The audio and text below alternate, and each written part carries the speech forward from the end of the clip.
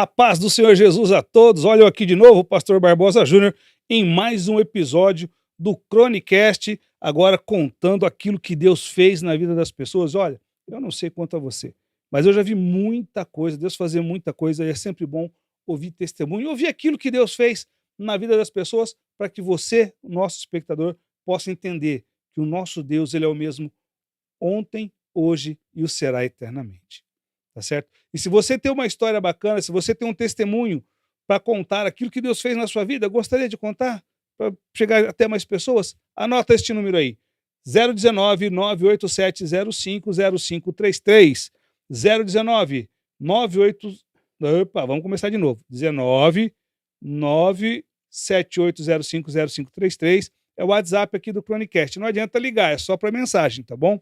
Então 019 978050533, manda aqui o seu contato, um breve relato do seu testemunho, que a produção aprovando, a gente vai te chamar e você vai vir aqui contar o testemunho e deixar que ele alcance outras vidas aí, Brasil e mundo afora, e o nome do nosso Deus será glorificado. Pode nos acompanhar também através das nossas redes sociais, @BarbosaChronicast. Entra lá. Se você ainda não é inscrito no YouTube, corre lá, se inscreve, assina sininho, deixa like, comenta e principalmente compartilhe esses testemunhos. Com certeza ele vai alcançar muito mais vida e o nome do Senhor vai ser glorificado e você vai ser um canal de bênção na vida desses irmãos. Tá bom? Corre lá. Agradecendo uma vez mais a Ridger Comunicação, nossa parceira, nossa irmã, e agradecendo também ao Danilo Palma, nosso irmão. Obrigado de coração, Danilo. Que Deus abençoe cada vez mais a sua vida. Eu gostaria de deixar um versículo aqui para vocês, na Bíblia Sagrada, Carta aos Filipenses, capítulo 4, o verso 12 e o 13, com mais ênfase no 13, tá?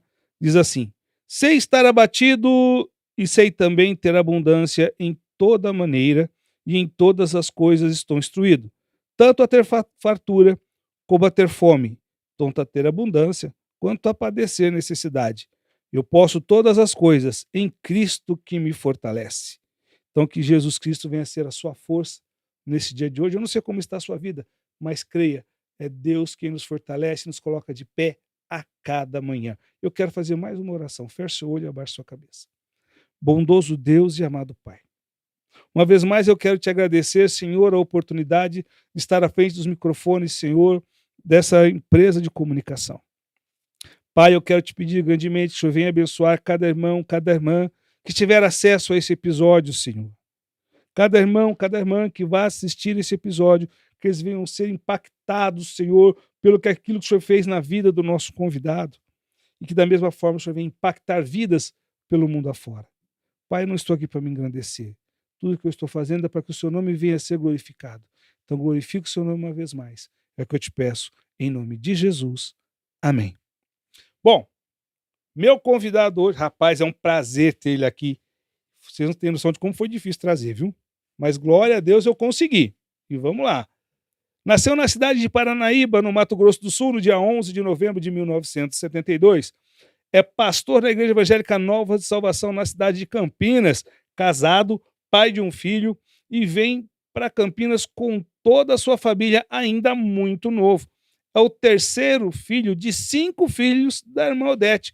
Hoje eu tenho o prazer de receber aqui o pastor Eliseu Garcia. Seja bem-vindo ao Chronicast. A paz do senhor Barbosa, a paz do senhor todos que estão nos ouvindo. Prazer nosso. Foi difícil, como você disse, mas estamos aqui. E o nosso propósito nessa tarde é glorificar o nome do Senhor Jesus, né? Você já está emocionado. Eu já. Eu também estou muito emocionado. Fazia tempo que a gente não estava junto no estúdio, né? Verdade. Mas nós estamos aqui de novo. Faz mais de 10 anos já Verdade. que a gente fazia programa junto, né? Fazia rádio junto. Mas é sempre um prazer estar aqui com você. 2011. 2011. Foi em 2011. 2011. 1 ano, 2 anos de programação só, né? De fazendo rádio. Foi. Mas foi muito bom. Foi uma época muito boa. Né? E hoje nós estamos aqui revivendo novamente. Estamos juntos de novo para a glória do nome de Jesus. Aleluia. Mas me responde uma coisa. Quem é o pastor Eliseu Garcia? O pastor Eliseu Garcia é uma pessoa simples, né? De uma família simples, trabalhador e também nós exercemos nosso ministério na Igreja Evangélica Nova Salvação, onde nós estamos ali já há 14 anos fazendo a obra de Deus e vendo Deus operar grandes milagres. Nós estamos aqui hoje para contar alguns desses milagres, testemunhar.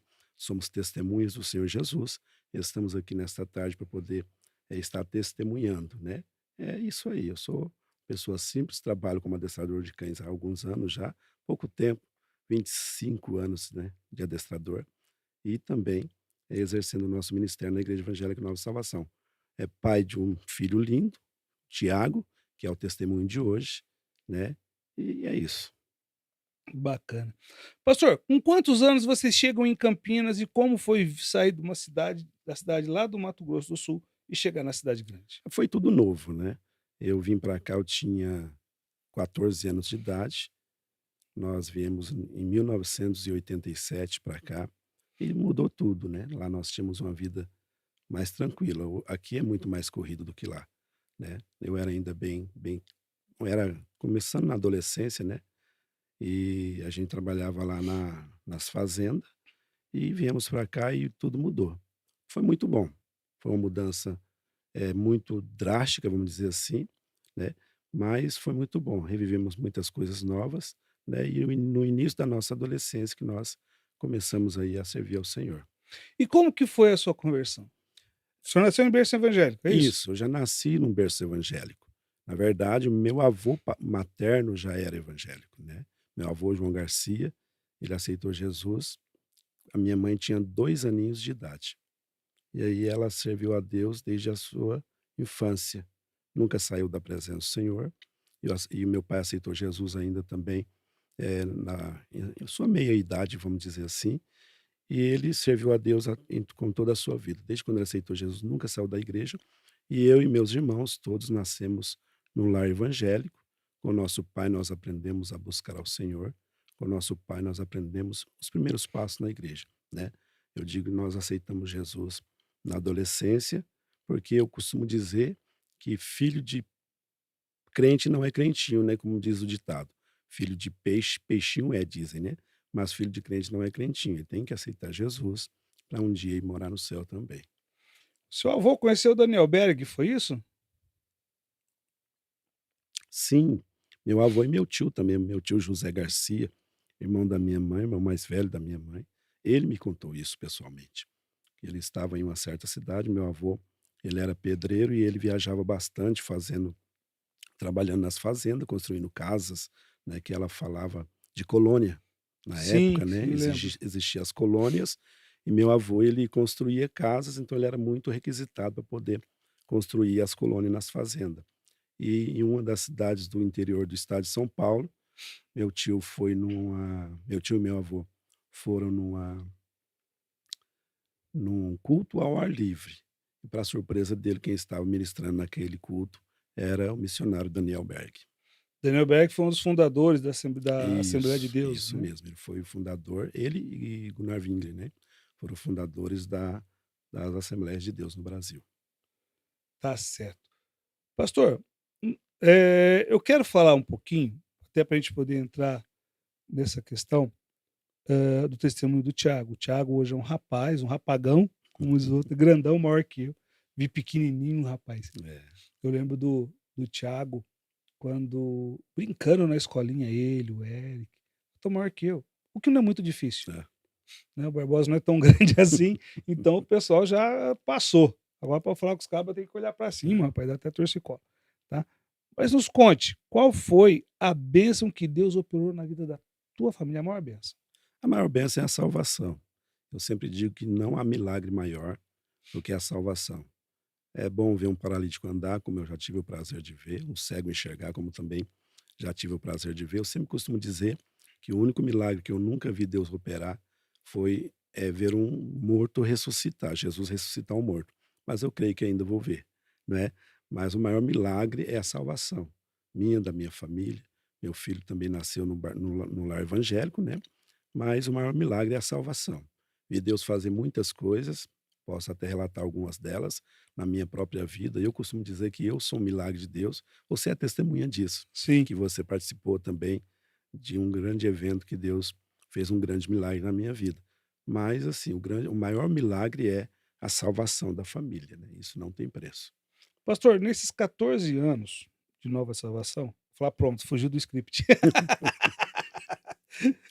Nesses 14 anos de Nova Salvação, o que que ficou marcado para o senhor, assim, na sua vida em relação a tudo que já passou na Igreja Evangélica Nova de Salvação?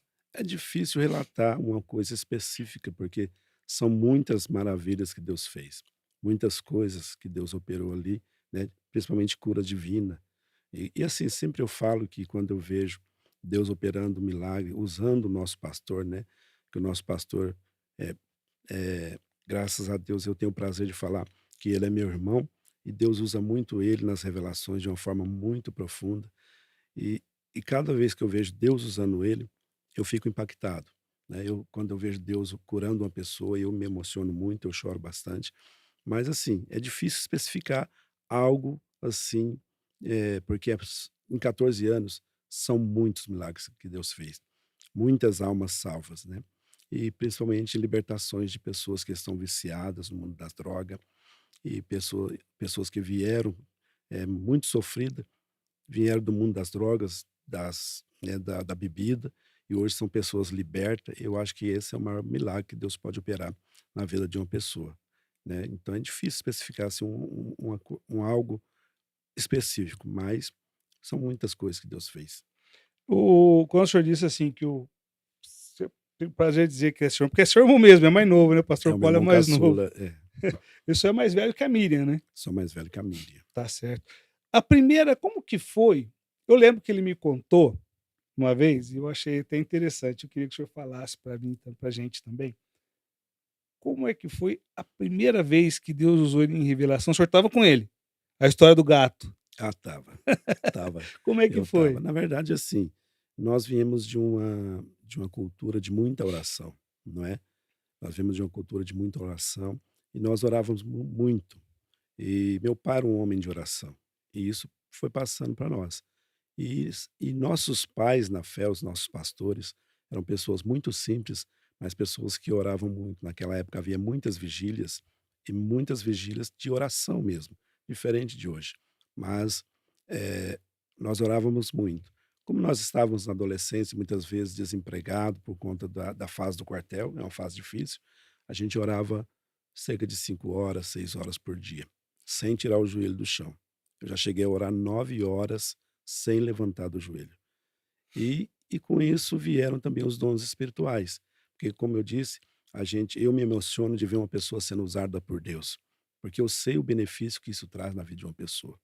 E e nós buscávamos muito naquela época, na adolescência, os dons espirituais, dom de cura, de libertação, dom de revelação, de profecia, dom de operação de maravilhas, né.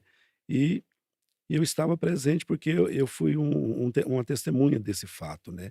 É um fato até curioso, porque eu costumo falar que quando Deus começa a manifestar os dons, muitas vezes é de uma forma sutil, quase imperceptível, e isso vai aperfeiçoando com o tempo. E eu lembro que eu estava, eh, na nossa casa, o pastor Paulo estava deitado na cama, e ele teve uma visão. Ele teve uma visão, ele via um rato, uma ratazana que ia chegando no fundo do quintal, e de repente eu falava com ele: "Paulinho, corre aqui", que nós chamamos carinhosamente de Paulinho, né. "Paulinho, corre aqui". E ele vinha, de repente ele via uma ratazana grande, e de repente ele via um gato menor que a ratazana, que pulava no quintal, e curioso é que no quintal não tinha esses tipo de animais, não aparecia rato, não tinha barata, não tinha nada, era muito limpo. Só que, curiosamente, nesse evento aconteceu isso.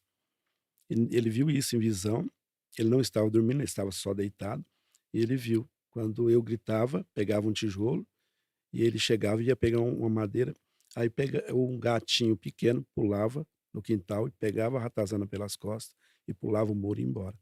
De repente ele ainda deitado, teve a visão sumiu, e aí foi quando ele ouviu o grito. Eu gritei para ele: "Paulinho, corre aqui".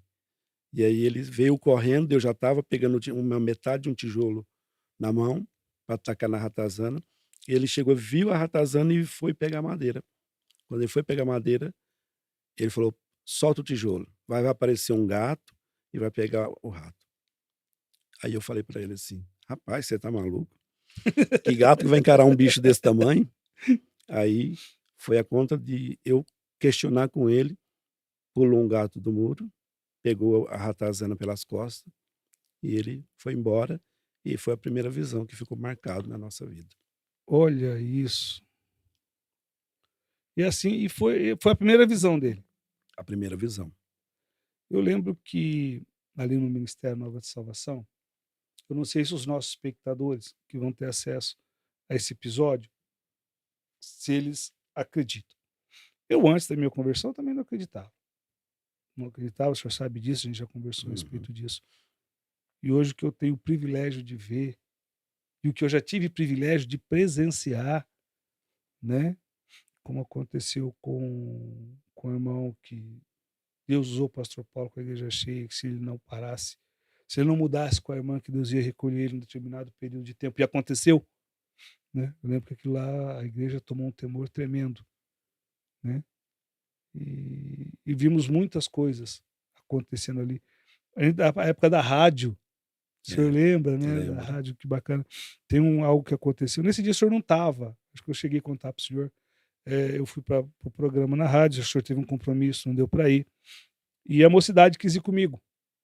E foi o Silas, a Melissa, foi o Tiaguinho, foi o filho mais novo da irmã Helena, esqueci o nome dele, o irmão do Davi.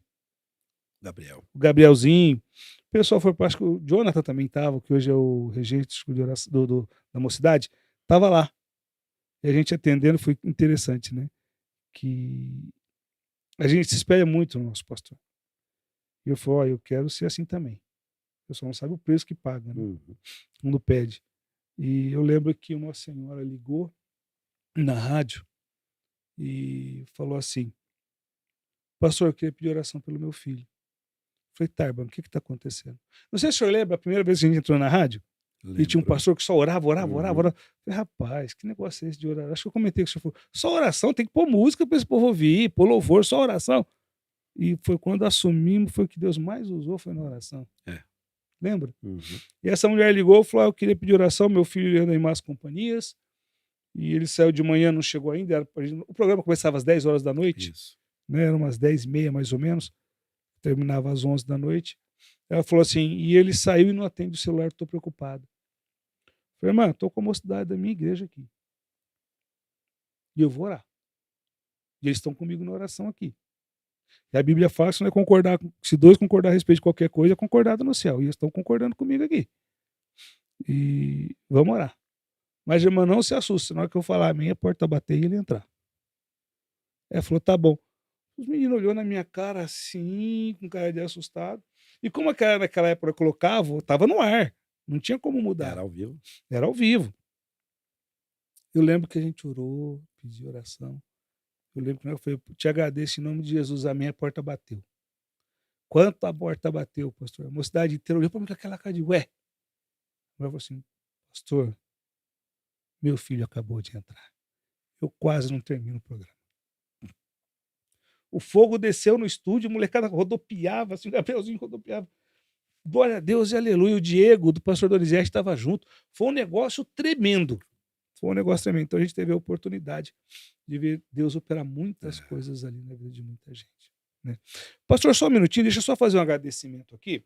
Falar. Se você tem a sua empresa, olha só. Você quer que a sua marca vá muito mais longe? Você quer ver a sua marca crescer, decolar no seu ramo de negócios? Anota esse telefone. 019 99507 9229. 019 99507 9229. Esse é o telefone da Ridger Comunicação. Minha parceiraça está com a gente aqui no Chronicast, tá bom? Então, entre em contato com eles, mostre o seu projeto. Eles são profissionais altamente competentes, todos eles muito bem preparados para fazer com que a sua marca chegue mais longe. Não fique parado no tempo. Não fique perdendo tempo aí para a tua concorrência. Saia na frente. Fale com a Ridger Comunicação ou através das redes sociais, @Danilo Palma SP. Entre em contato com a Ridger, o pessoal está pronto para te atender. Ridger Comunicação, a tua empresa em boas mãos. Pastor, o senhor falou do Thiago, hoje um rapagão, Isso. né? E como que foi a história do Thiago? A história do Tiago, ele foi foi muito impactante para nós todos, né. Ele tinha um aninho de idade. Ele nasceu em 2005 e quando ele estava com um aninho de idade, a minha esposa trabalhava em um restaurante e eu estava trabalhando, eh, como adestrador, como estou até hoje. E ele em 2006, ele tinha acabado de fazer um aninho. O Thiago, ele nasceu com um problema de intolerância à lactose, era muito severa, tanto que a minha esposa amamentava e ela não podia comer nada que era derivado de leite, porque ele amamentando via para o organismo dele e ele ficava as perninhas dele, o bumbumzinho dele ficava em carne viva, e era muito difícil para ela. Ela tinha que ter uma disciplina na alimentação dela muito severa, e ela gosta muito de leite até hoje, então ela sofria muito com tudo isso. E ele nasceu com esse problema. Com 3 meses de idade, ele desenvolveu também, asma, bronquite asmática, muito severa também, que ele usava aquela bombinha de Aerolim. Ele tomava 2 doses por dia. Se ele ficasse 3 dias sem tomar, ele fazia tratamento na PUC. Se ele ficasse 3 dias sem tomar essa bombinha, ele dava crise muito forte que ele tinha que correr para a PUC, tomar injeção, fazer muita inalação, e foi uma situação um período muito difícil para nós.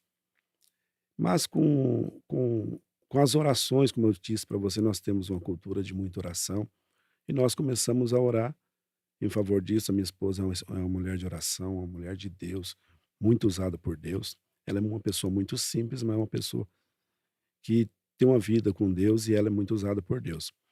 E aí ela orando muito, Deus deu uma visão para ela em sonhos, deu uma revelação em sonhos, que Jesus estava curando o Tiago da da intolerância à lactose. E ela creu e, para a glória do nome de Jesus, aquele problema sumiu e ele nunca mais teve esse problema. Certa vez ela teve um sonho também. Neste sonho, Deus falou com ela e o sonho foi dessa maneira. Ela sonhou que ela estava num salão muito grande, em um culto, e o pastor Paulo, meu irmão, pastor Paulo Garcia, estava ministrando curas. E ele falou: Jesus agora está curando pessoas de bronquite asmática. E quando ele ministrou a cura, ele passava a mão assim, estendia a mão sobre a igreja, e quando a mão chegou no rumo dela, ela caiu, né, anestesiada. E quando ela acordou, ela falou: Jesus curou o Tiago. Eu falei: seja feito conforme a sua fé. E ela nunca mais deu precisou administrar a bombinha de Aerolim nele, que ele nunca mais teve crise nenhuma. Até hoje é uma pessoa muito saudável, é difícil até de ficar resfriado. Jesus curou ele através da revelação em sonhos. E quando ele tinha um aninho de idade, ele estava engatinhando na sala da minha mãe, mas Jesus curou ele quando ele tinha 2 aninhos já, depois desse episódio que nós vamos estar narrando agora. Ele estava engatinhando, ele estava começando a dar os primeiros passinhos dele, né, tinha um aninho de idade, e eu trabalhando, a minha esposa trabalhando, e a minha mãe cuidava dele. E ele engatinhando, ele de repente começou a ter crise, começou a passar mal. A minha mãe, pensando que ele estava tendo uma crise asmática, pegou ele no colo e saiu correndo para a rua, pedindo socorro. A minha priminha subindo a rua, pegou e ajudou a socorrer ele. Pegou ele e levou para um hospital. Ligaram para mim falando que tinha socorrido ele, eu fui. Aliás, socorreram ele e eu não estava sabendo de nada. Eu estava à tardezinha, era tipo 18 horas da tarde, eu estava dentro de um canil de uma grande empresa em Campinas, cuidando dos cachorros. Eu estava alimentando os cães para poder soltar eles para cuidar da empresa. Eram cães de guarda, treinado para guarda, e onde nós fazíamos a manutenção desses cães. Eu estava dentro do canil, estava chovendo, uma chuvinha fraca. Meu celular toca, era o pastor Paulo. Eu trabalho com o pastor Paulo há 25 anos. E aí, o pastor Paulo falou: "Eu bati a moto, sofri um acidente de moto". Falei: "Como que você está?" Ele falou assim: "Eu estou bem, estou sentindo muita dor na perna, mas estou bem". Eu disse: "Você foi no médico?" Ele disse: "Não, não fui no médico". Falei: "Você sofre um acidente de moto E não vai no e médico. não vai no médico". Que jeito. Falei: "Espera aí que eu vou guardar a moto". Chegando em casa, eu guardo a moto, pego o carro e te E vamos levo aí. e te levo para o pronto-socorro para fazer um raio-x, para ver se está tudo bem. E eu estou lá no hospital Ouro Verde, o pastor Paulo entrou para ser atendido, fazer o raio-x. De repente, se chega minha esposa procurando o Tiago. Eu perguntei o que aconteceu. Falou: "Ele teve crise, socorreram ele". Eu perguntei se ele tinha sido dado entrada ali, a recepcionista disse que não. Peguei o carro e meu irmão tinha trazido a minha esposa, né, meu irmão mais velho. Falei assim: "Fica com o Paulinho que eu vou procurar o Tiago". Aí eu fui pra PUC, porque era lá que ele fazia tratamento da asma. E chegando lá, ele também não tinha dado entrada lá. E quando eu estava indo para o estacionamento para pegar o carro, meu celular toca, e aí a irmã falou assim: "Não, ele está lá no Jardim São José". E foi levado para o Jardim São José, que era um trajeto mais curto, né, mais Na UPA rápido. ali, né? É. Aí eu peguei e fui para lá. Fui lá para o Jardim São José, cheguei lá e ele estava, naquela tenda de oxigênio. E era já à noitinha, e aí ele ficou toda a noite na tenda de oxigênio e também um período do outro dia. Aí eu peguei ele deram alta para ele, eu levei ele para casa. Eu tinha passado a noite inteira em claro e aquele dia também, parte daquele dia. Chegamos à tarde em casa, tipo 5 horas da tarde. Eu tomei um banho, fui descansar, deitei e não conseguia dormir, porque o chiado do peito dele foi aumentando, foi aumentando, foi aumentando ao ponto de uns 20 metros eu ouvir o chiado do peito Os dele. médicos chegaram nessa época a fazer um raio-x, alguma coisa, pastor? Na UPA não, na UPA só cuidou da falta de ar, né. Certo. Aí ele quando eram as 9 horas da noite ele estava muito, muito fraquinho, eu peguei e corri com ele pra PUC. Quando eu cheguei falei para minha esposa: "Vai pra emergência que eu vou fazer a ficha dele". E ela chegou na emergência, quando ela chegou na emergência, a médica abriu a porta com as fichas na mão para chamar um outro paciente e olhou para o Tiago no colo dela. Ele tinha 1 aninho e 2 meses, mais ou menos. Ela olhou para o Tiago e falou: "Mãe, essa criança está morrendo". Ela pegou o Tiago no colo e saiu correndo, literalmente ela saiu correndo pra UTI infantil. A Chegou lá, enfermeira. a pessoa que atendeu a porta era uma médica. Entendi. Aí ela pegou já levou ele pra UTI infantil, ali já sedou ele e entubou ele, já foi entubado direto. E aí eu fiz a ficha, entrei para ver ele, quando eu vi ele no leito, meu chão saiu debaixo dos meus pés. Eu vi ele só de fralda, amarrado no leito, com os 2 braços e as perninhas amarrada, sonda no nariz, o tubo na boca e tomando soro pelo pescoço, na veia artéria do pescoço. É uma cena, eu acredito que nenhum pai quer ver, né, principalmente de uma criança, né. É Do muito triste, a UTI infantil é um lugar muito muito triste, muito pesado, porque você vê crianças que estão iniciando a vida, que não conhece nada, ali sedado, entubado, é uma situação muito triste ali. Eu conheci uma criança que fazia 12 anos, ela tinha 12 anos de idade, e fazia 12 anos que ela estava ali, ela nunca tinha saído do hospital, então é uma situação muito triste. E ali eu vi ele sedado daquele jeito, a médica nos abraçou e falou assim: "Olha, não tem o que vocês fazer aqui. Já está tarde, vai para casa descansar. Amanhã de manhã, vocês podem voltar, mas vai descansar". Nós fomos para casa, cheguei em casa aos prantos. Eu sou difícil de chorar. Sou uma pessoa que de uma cultura meio dura, meio firme, assim. Cheguei em casa, eu desabei. Minha mãe veio, me abraçou, me tentava me acalmar. Eu falei: "Vamos na casa do Paulinho", que é meu irmão, o pastor Paulo. E nós fomos lá, chegamos lá. A Luciana, minha esposa, estava chorando bastante, e ela falou para ele: "Eu acho que eu vou perder o meu filho". Aí quando ela falou isso, falou: "Vamos orar". A gente tem uma cultura também de chegar na casa dele, sempre fazer oração. Aí nós começamos a orar. E eu lembro como se fosse ontem. Nós começamos a orar, Deus tomou ele em profecia e falou: "Filha, acalma o teu coração. Eu dei a vida e só eu posso tirar a vida. Acalma o teu coração, ele está em minhas mãos." E terminamos a oração, essa palavra nos confortou e o pastor Paulo disse para nós: "Eu tive uma visão com o Tiago. Eu via ele engatinhando, para mim ele está engasgado. Eu via ele engatinhando e colocava algo na boca e começava a passar mal. Para mim ele está engasgado." Só que o tempo passou. Nós fomos no outro dia ela foi para a PUC, na PUC, na UTI infantil tem uma sala das mães que fica ali, né, todo o tempo, o dia todo, e ali as mães ficam ali, recebem atendimento psicológico, né, a psicóloga vem conversar com elas, acalmar. E ali minha esposa chegou, colocou uma Bíblia aberta na mesa, e ali ela começou a evangelizar. E o tempo foi passando. Todos os dias ele estava entubado, e o tempo passando, e o tempo passando, e nós não víamos melhora. Mas nesse período, a minha esposa começou a evangelizar as mães que estavam na UTI infantil. E ali Deus usou ela para a glória do nome dele. Deus tem os seus meios de trabalhar.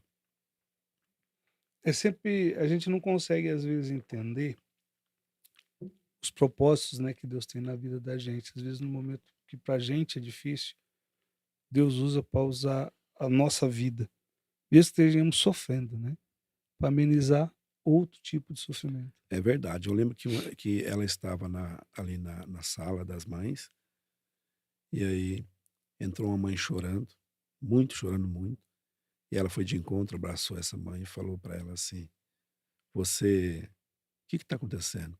Ela falou: "Minha criança, minha menina, tem 7 semanas de nascida." E ela deu entrada na UTI com leucemia, aliás, com meningite. E Meu e Deus. os médicos não me deram esperança. Aí ela falou: "Você já ouviu falar de Jesus? Jesus te dá esperança." E começou a falar de Jesus. Ela falou: "Já ouvi falar." "Você já aceitou Jesus?" Ela falou: "Não." "Quer aceitar Jesus?" Ela falou: "Quero." 2 semanas mais tarde, a mãe entra na sala sorrindo, despedindo das mães que ali estavam, falando: "Minha filha está de alta, eu estou levando ela para casa." Ô glória. Alguns dias depois, a minha esposa estava passando por um corredor, viu uma pessoa sentada perto de um leito de uma criança, e aí ela bateu na porta, pediu licença. Porque você conhece a Luciana, ela é bem assim, né? Sei. Ela é bem assim.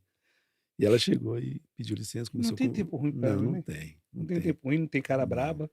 Aleluia. Ela entrou É Deus na na vida dela. sala, pediu licença, conversou, falou: "O que que essa criança tem?" Ela falou assim: "Ela tem que fazer um transplante de fígado. Ela vai fazer um transplante de fígado na terça-feira. Eu estou muito preocupada", a mãe disse. Ela falou: "Eu posso fazer uma oração por ela?" Ela falou: "Pode." Fez a oração, saiu da sala, passou uma semana, ela estava passando novamente, viu o leito vazio, uma enfermeira que estava forrando o leito, e ela perguntou: "Cadê a criança que estava aqui?" Ela falou: ela ia fazer uma cirurgia, mas os médicos foram fazer uma bateria de exames para ver como que estava, e ela não tinha mais nada.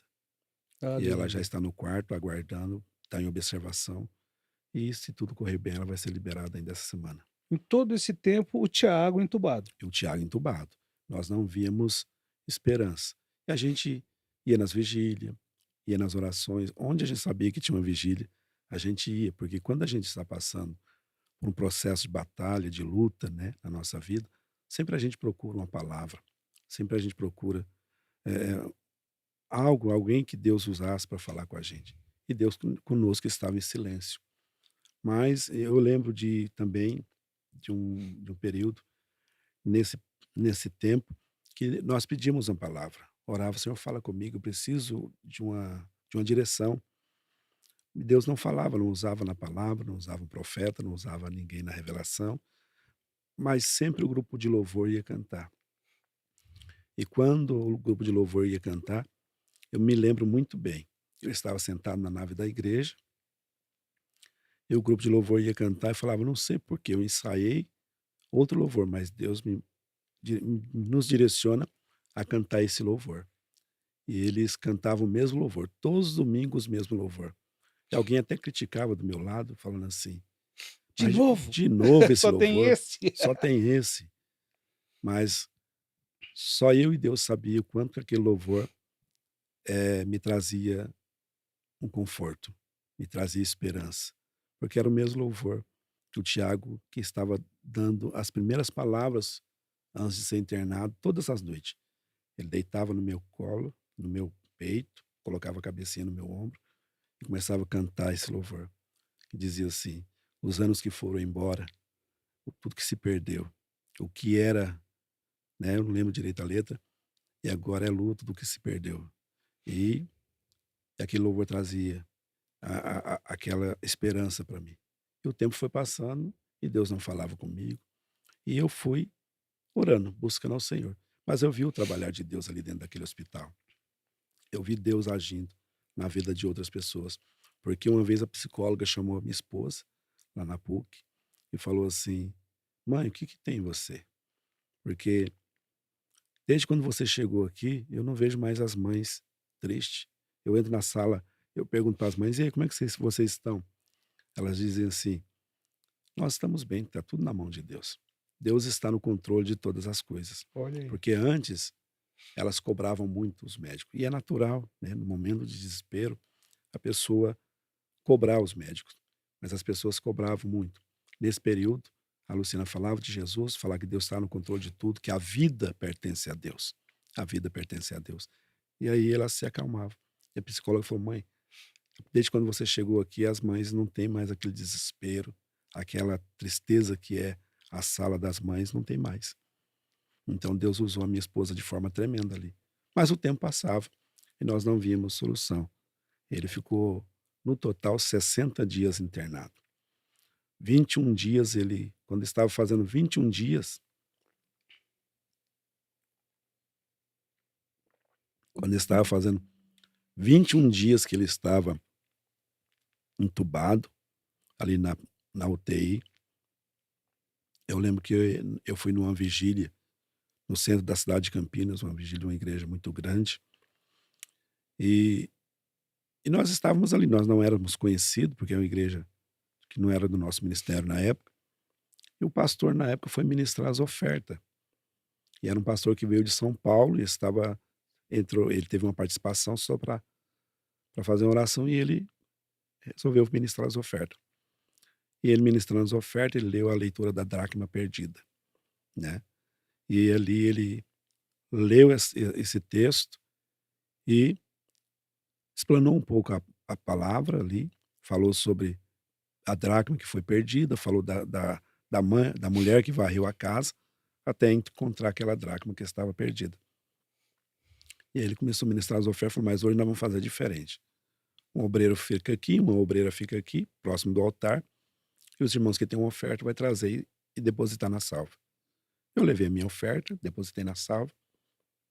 A Luciana levantou, foi e colocou a oferta na salva. Quando ela virou as costas, que ia saindo, perdão, o pastor falou: irmão, vem aqui. O Senhor está me mostrando que Ele está entrando com a restauração do seu filho nesta noite. Aí ela se emocionou, falou: meu filho está internado faz 21 dias na PUC. Ele falou: mas fica tranquila, Deus está entrando com restauração. Aí eu lembro que era de sexta-feira para sábado. Quando foi no domingo, nós fomos na visita e nós chegamos e nós fizemos amizade com toda a equipe médica, a toda a enfermagem da UTI infantil. Eles foram muito, eles eram pessoas muito amorosas, sempre nos tratou com muito carinho, sempre nos tratou com muito respeito, tinha um carinho muito grande pelo Tiago. Eu acho que por tudo que envolveu ali o lado espiritual, que a Luciana falava de Jesus para todos e não cobrava, né? Não havia cobrança. Então eles envolveram muito com a gente. E teve vezes que eu chegar na PUC e ver a médica com ele no colo, cantando canção de ninar com ele no braço e chorando. Então, a equipe médica da PUC foram maravilhosos, foram sensacional conosco. Com todas as crianças que eu via eles eh, atendendo ali, eles atendiam de coração mesmo, como se fossem pessoas da família deles. Dá para dizer, pastor, que ali operou-se não um, mas vários milagres, né? Porque a partir do momento da dor, vocês estavam sentindo, eu imagino, mas eu não tenho nem como imaginar uma coisa dessa. Só quem passa na realidade é que sabe o tamanho da dor que é, né? E de repente o clima dentro, que já é pesado dentro do hospital, dentro de uma UTI, acho que infantil, pior ainda, né? Um clima pesado daquele, de repente uma atmosfera muda e reina paz e pessoas que outrora desenganadas viam esperança. A Bíblia diz que não tem amor maior do que dar vida pelo teu amigo, né? E ali, apesar da dor, né? Eu conheço bem a missionária Luciana, eu sei que ela deve ter sofrido bastante, mas é guerreira, é É, valente, né? Valente, foi lá, ministrou e mudou. Ela conseguiu, com o jeitinho dela, ministrar, mudar a atmosfera do ambiente, né? E até por isso o carinho dos médicos, conhecem isso. todo mundo. E foi muito, muito tremendo que um dia eu cheguei, ela ficava o dia inteiro, né? Como ela trabalhava com meu irmão, e aí meu irmão foi muito bondoso na época também, que liberou ela para ficar o tempo integral lá na PUC, porque ela tinha essa liberdade. Ela chegava, ficava ali o dia todo e ia embora só à noite. E nesse período foi que Deus usou ela. E um dia porque como eu trabalho por conta, eu tinha flexibilidade no meu horário. Então, todos os clientes estavam a par da situação e eles falavam: fica à vontade, quando você precisar, pode ir, depois a gente faz a reposição de aulas, não tem problema. E aí, eu sentia saudade dele, eu ia para PUC. No meio do dia, assim, eu peguei e fui para PUC. Chegando lá, eu via a médica com ele no colo, e ela chorando, e a minha esposa chorando. Porque a médica falou: olha, porque para eles, ele estava tendo crise, porque faltava o ar, né? Faltava o ar. Tiraram o raio-x, não acharam nada. Tiraram vários raios-x, não acharam nada. E aí a médica falou: olha, a gente entuba ele, tá entubado, aí a gente faz a medicação dele, né? E aí o tubo começa a passar entre o tubo, ou seja, desincha, porque a traqueia dele está inchada. Aí quando a gente tira o tubo, daqui a pouco tem que entubar novamente, Porque enche de novo. porque enche de novo. Então a gente não vê outra solução a não ser fazer um furo aqui e colocar uma tráqueo, fazer uma traqueostomia, colocar uma tráqueo aqui para ele respirar pela tráqueo. A minha esposa falou: não, eu não aceito isso. Deus me deu um filho perfeito e eu quero um filho perfeito. Se for para ele viver respirando por aparelho, eu prefiro que o Senhor recolha ele. E a médica chorava muito e falou assim: nós não vamos fazer nada que não seja da vontade de vocês. Só vamos fazer com a permissão de vocês, fica tranquilo. E aí o tempo continuou passando, né? O tempo continuou passando. E aí foi depois da pandemia que eu vi que o milagre foi muito maior ainda. Porque quantas pessoas na pandemia morreu no processo da intubação? De cada 10, 8 falecia. Eu tinha o fã Então, deles. eu conversei com uma enfermeira da nossa igreja, ela falou: pastor, eh, a pessoa entra em óbito quando está sendo entubada. E o Tiago foi entubado e extubado várias vezes, porque ele chegou a perder a pele do rosto. O rostinho dele ficou em carne viva, de tanto pôr esparadrapo e tirar De puxar esparadrapo, esse padrão. por causa da intubação. Mas o tempo continuou passando. Ele emagreceu um pouquinho, ele era bem gordinho, ele emagreceu um pouquinho, e o tempo foi passando. Mas quando fez esse 21 dias que Deus usou esse pastor para falar com a Luciana, no domingo à tarde nós fomos fazer a visita para ele. Eu cheguei e comecei a conversar com com o médico, chefe da equipe da pediatria infantil que estava atendendo naquela tarde.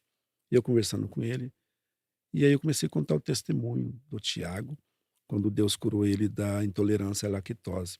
Eu falando de leite, o médico falava assim: eu vou investigar, pai. Eu falava, contava mais uma parte do testemunho, ele falava: não, pai, fica tranquilo que eu vou investigar. Olha o mistério aí. Aí, aí eu peguei, quando eu saí da visita, eu fiquei pensando, falei: nós não estávamos conectados na mesma conversa, porque eu falava de intolerância à lactose, de que Deus tinha feito na vida dele, e o médico falando que ia investigar. Por 3 vezes ele repetiu: fica tranquilo, pai, eu vou investigar. Tudo bem, passou. Quando foi na segunda-feira, bem cedo eu estava indo trabalhar, e aí eu senti saudade de novo e fui para a PUC. Cheguei lá, quando eu fui entrar na sala do Tiago, um médico que eu não conhecia ainda, eu conhecia toda a equipe, mas esse médico eu não conhecia ainda. Ele estava vestido com uma roupa social, não roupa de médico, e ele me falou: "O senhor é o pai do Tiago?" Eu falei: "Sim, sou eu." Ele falou: "Me acompanha até o meu escritório." Eu assustei, falei: "Aconteceu alguma coisa." Quando eu cheguei na sala dele, tinha uma foto de endoscopia em cima da mesa. Ele pegou a foto, me entregou na mão e falou assim: "O senhor conhece isso?" Era tudo estranho para mim, né, porque só quem entende para poder entender aquelas imagens que estava ali. Aí ele falou assim: "Não, não conheço." Ele falou assim: "Segundo as enfermeiras, é uma piranha que está presa no esôfago do Tiago." Quando ele falou isso, eu voltei o tempo, eu lembrei na hora que a a nossa menina, você conhece a Ingrid, ela tinha 11 anos de idade e ela tinha um monte de piranha de cabelo muito Aquelas minúsculo, pequenininhas, bem né? pequenininha. Na época as crianças usavam, as meninas, né, usavam um monte de piranha no cabelo, Verdade. toda Tudo colorida. colorida, né? Ficava linda. E ela tinha bastante. E nessa época ele estava engatinhando. Uma vez eu estava andando descalço na sala de casa, da casa da minha mãe, e aí eu pisei numa piranha dessa, machucou meu pé. Pensa o tanto que dói. Dói muito. Aí eu falei pra ela assim: "Olha, toma cuidado com essas piranha que o Tiago tá engatinhando, ele pode pôr uma na boca." Claro que foi uma fatalidade, ninguém culpa ninguém, porque aconteceu, porque também Deus tinha os seus propósitos. E aí eu lembrei desse fato. Falei: "Realmente, doutor, pode ser realmente uma piranha de cabelo, porque a minha menina tem bastante disso em casa." Aí ele falou: "Olha, ontem quando o senhor estava conversando com o doutor, não vou falar o nome por ética, ele o senhor falou que achava que ele estava engasgado." Eu falei: "Não, falei nada disso não." Ele falou: "Não, lembra que ele falou que ia investigar?" Falei: "Lembro." O senhor falou: "Doutor, eu acho que ele está engasgado." O médico falou assim: "Tudo bem, pai, nós vamos investigar." Eu entendi que o Espírito Santo falou na minha boca, orientando o médico o que estava se passando. Com o E eu Tiago. entendi isso, porque eu falava de intolerância à lactose e falava que ia investigar. Agora o médico-chefe da da UTI infantil me passa toda a conversa de outra forma, dizendo assim: "O senhor falou para ele que achava que ele estava engasgado, ele falou que ia investigar." Quando eu entendi o mistério, eu falei: "É justamente isso, doutor." É Foi isso mesmo, tá foi engasgado, vê isso lá. mesmo que eu falei. Corre lá, vê lá. Aí ele falou: "Então, quando o senhor terminou a visita", ele parou toda a equipe da pediatria infantil, chamou todos os médicos, parou tudo e levou o Tiago para a UTI para o centro cirúrgico. Levou ele para o centro cirúrgico e resolveu fazer uma endoscopia. E quando ele começou a passar a sonda da endoscopia, ele achou esse corpo estranho preso no esôfago do Tiago. Então o que acontece? Está preso no esôfago. Ele flexiona a traqueia para frente, onde falta o ar. E aí ele tem que entubar. E está inchado, né?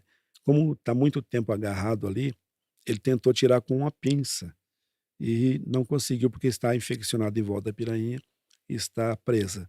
Então amanhã, terça-feira, nós vamos fazer uma nova cirurgia.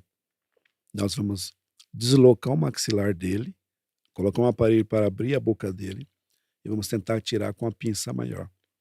Nós estamos felizes e tristes, preocupados ao mesmo tempo. Por quê? Porque se não conseguimos tirar com a pinça maior, nós vamos ter que cortar o pescoço, tirar o esôfago dele para fora, cortar o esôfago, tirar a pirainha, isso, fazer a sutura do esôfago e vamos ter que deixar ele 6 meses no mínimo com o esôfago para fora, Exposto. exposto. Aí Meu corre risco de Deus. bactéria, de muitas situações que pode trazer infecção. E aí a gente está preocupado, porque se fazer a cirurgia e colocar o esôfago para dentro e fazer a sutura do pescoço, o esôfago vai fechar e depois tem que fazer nova cirurgia. Então agora a gente está preocupado. Falei: "Tudo bem." Aí eu falei para Luciano: "Luciana, vamos fazer o seguinte, amanhã eu vou cancelar todos os meus compromissos, você vai, acompanha a cirurgia, e eu vou para casa e vou ficar orando todo o tempo que ele estiver em cirurgia. Você só me liga quando terminar a cirurgia. E assim nós fizemos. Foi feita a cirurgia, começou às 8 horas da manhã. E aí ela me ligou, demorou 5 horas. A cirurgia demorou 5 horas, mas foi um sucesso. Que Conseguiu benção. tirar com a pinça, mas aí quando eu cheguei para visitar ele, o rosto dele estava inchado, os lábios dele estavam grossos, todo cortado por causa dos instrumentos cirúrgicos ali, né? Manuseando ali, acabou ferindo bastante os lábios dele, mas ele, eh, Deus deu a vitória, né, nessa cirurgia. E o milagre foi muito grande. Depois ele perdeu os movimentos da deglutição, ele não conseguia engolir mais, teve que fazer fisioterapia, teve que baixar os sedativos gradativamente, porque ele ficou sedado muito tempo, ele ficou dependente desses sedativos, né. Então, Certo. se tirasse de uma vez, ele ficava muito agitado, Abstinência, né? abstinência, Sofreu sofria abstinência. abstinência, e aí ele tinha que tirar gradativamente, mas foi um processo doloroso, difícil, mas conseguimos sair dessa vitoriosos para a glória do nome de Jesus. Aleluia. Quem vê o Tiago hoje não imagina, É verdade. né? Eu lembro que uma vez a gente conversando, o senhor falou que ele brincava de pregar, Uhum. né? Que ele pequenininho punha as cadeiras, ia, ia pregando. E eu tive a oportunidade de ver ele crescer, como a gente falou no começo da nossa conversa, né? E ver hoje o rapagão que ele tá, o menino que está aí, toca na igreja, frequente na igreja, no grupo de jovens, no grupo de louvor. É, é impressionante o que Deus faz. Realmente. Hoje ele está com 19 anos, né? Janeiro, janeiro próximo ele faz 20 anos de idade. É uma bênção, um milagre de Deus. É um menino obediente, um presente de Deus na nossa vida. Nunca tive problema nenhum com ele. Os conselhos que eu dou, ele ouve todos. E, como você disse, ele serve a Deus, ele é frequente, ele é dedicado, ele toca bateria na igreja. É uma bênção em todo sentido na nossa vida. Eu até me emocionei, o pessoal veio brincar comigo. O pai da Raíssa veio brincar comigo. Eu conheço ele há muitos anos, o Uhum. Nildo. E ele falou assim: Poxa, você falou que eu ia chorar, você chorou primeiro que eu. Falei: Rapaz, não sei o que está acontecendo comigo. Já fui mais durão. Eu peço uma manteiga derretida, qualquer coisa eu choro.